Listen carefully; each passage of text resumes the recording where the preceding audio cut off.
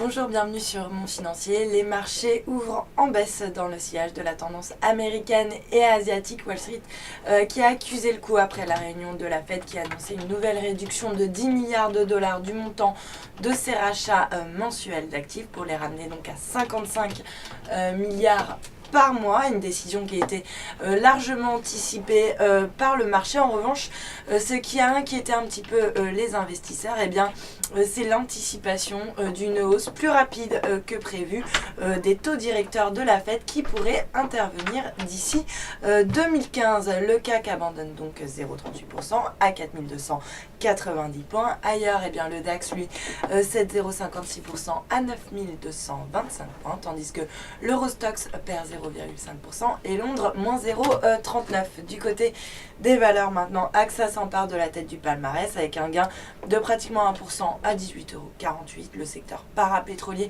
se distingue également en nette hausse avec Technip et Vallourec en hausse de respectivement 0,93 et 0,71%. À l'inverse, ce sont les valeurs défensives qui sont plutôt mal orientées ce matin, avec par exemple Danone qui perd 16% à 49,38 € ou encore Essilor qui recule de 1% à 72,05 €, alors que Citi l'a retiré de sa liste de valeurs favorites. Sur le SBF 120, on retient Zodiac Aerospace qui a annoncé une hausse de 9,2% de son chiffre d'affaires au S1, soutenu par ses activités de système aéronautique et d'intérieur de cabine d'avion. Le titre bondit de 3,36% à 25,51 €. À l'inverse, Ipsen chute de 5,4% alors que Meroy, donc un actionnaire majoritaire, a annoncé la cession de 7% du capital dans le cadre d'un placement privé réalisé donc auprès d'investisseurs institutionnels. Le titre donc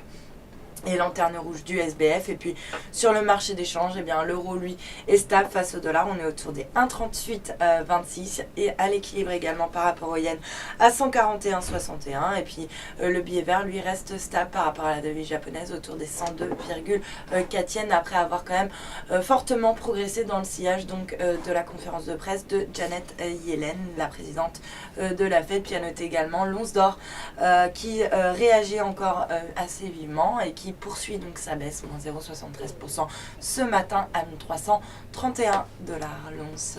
Voilà pour l'ouverture, restez avec nous, très bonne journée.